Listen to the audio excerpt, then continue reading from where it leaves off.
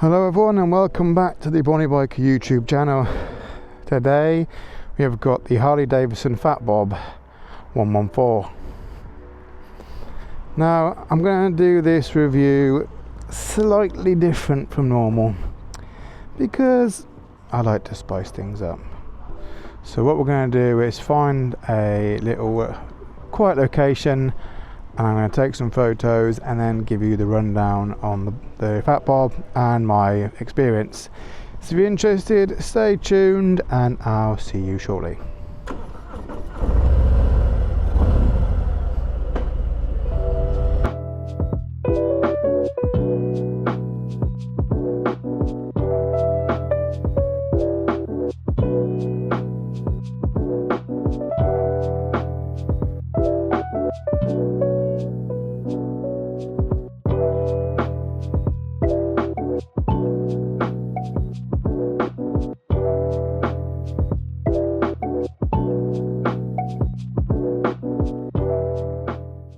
Whilst you sat back enjoying the beautiful roads of West Berkshire, I thought I'd give you some facts and figures on the Fat Bob. It's been fitted with the Milwaukee 8114 engine, which is a 1868cc V-twin. It produces 155 Nm of torque and 93 brake horsepower. It's 6-speed, belt driven. You get inverted front forks and a monoshock under the seat, which you can adjust to preload. It comes in two different colours. You have billiard grey and vivid black, but that will set you back an extra £500. Speaking of pounds, the starting price for the Fat Bob is £19,345. There are a number of optional extras you can get with this bike, and I visited the Harley Davidson website and found over 11 pages of accessories. Some of these include a Olin monoshock upgrade, heated grips, foot pegs, seats, backrests. There's just too many to name. But I assume you know a lot of that already since you clicked on this video. Anyway, let's get back onto the ride and I'll catch up with you in a bit.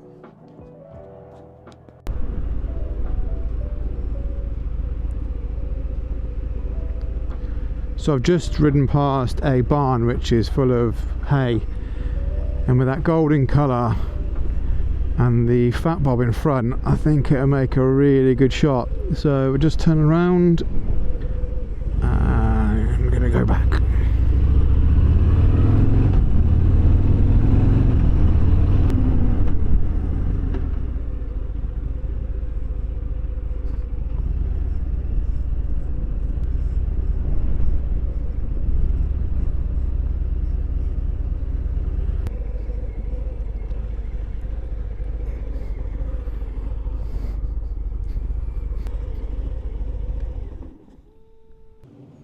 So my passion for motorcycle content creation all started with photography.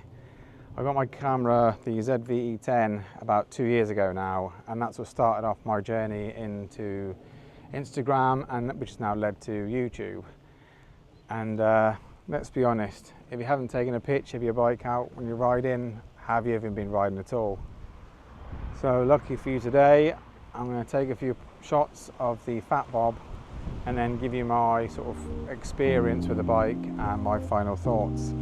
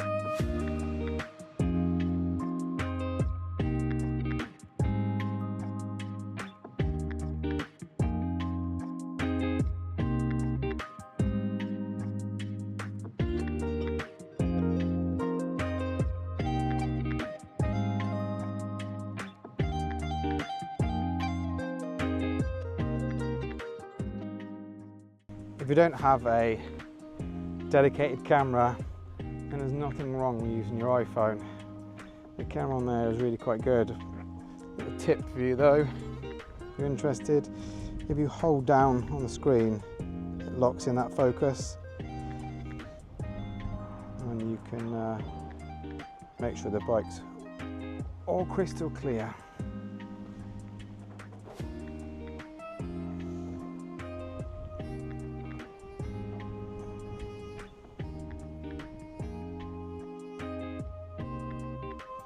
There you go.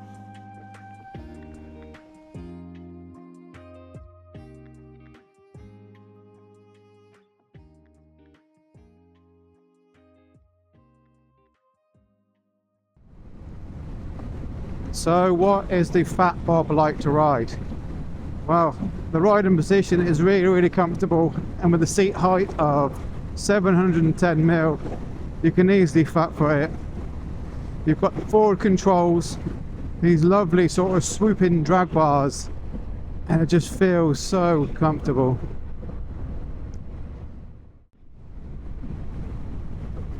The mirrors, as cool as they look, I don't get to see much. Just clips my shoulder, and you get to see maybe about an inch of the road.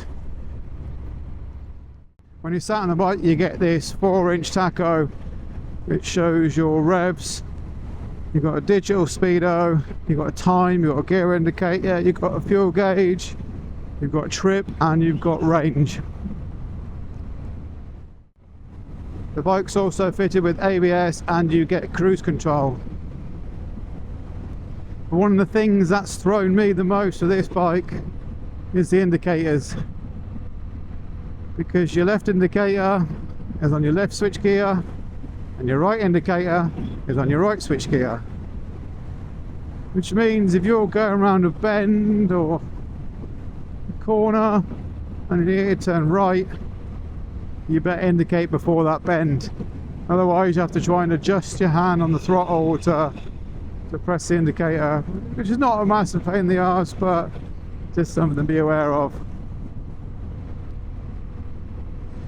Vibration wise, very little. Get a little bit through the seat, but a little bit on the mirrors, but nothing to be complaining about. Feels really nice, and also very smooth. I've been really impressed with the suspension and handling of this bike. Considering it's 306 kilograms, you can really get it in the corners really well.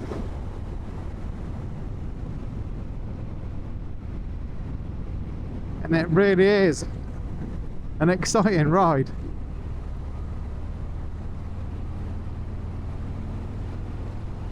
But the set of pipes on this, oh, it would sound absolutely beautiful. As fun as exciting this bike has been, there are a few negatives.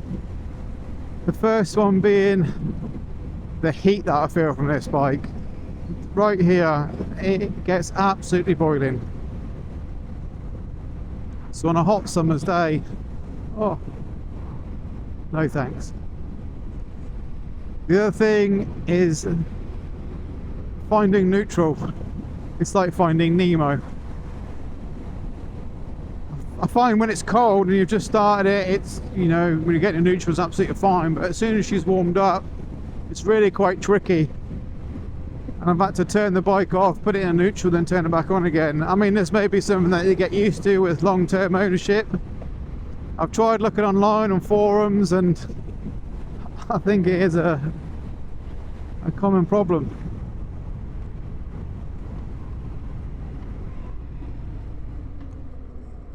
Brakes are really good. I suppose I have to be with this lump. The other negative for me is the price, unfortunately. At nearly 20 grand, it's a lot of money. I mean, it is a lot of bike, but there's so much more out there. I mean, don't get me wrong, it's really well made. All the components seem really top quality. The finish is really nice, but 20 grand's a lot of money. especially when I think the Street Bob in the Harley Davidson range is closer to 15 or 16 grand. I'll definitely go for that Street Bob.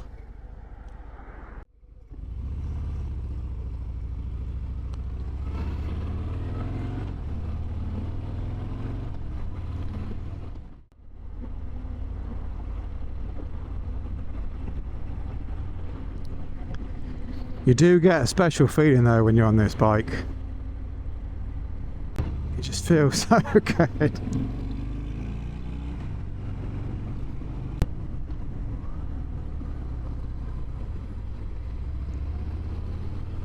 The pull on it.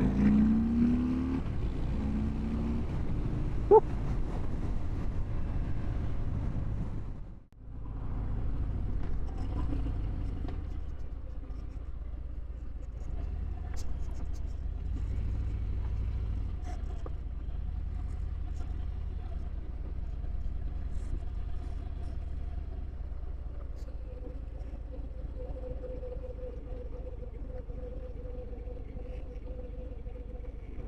See?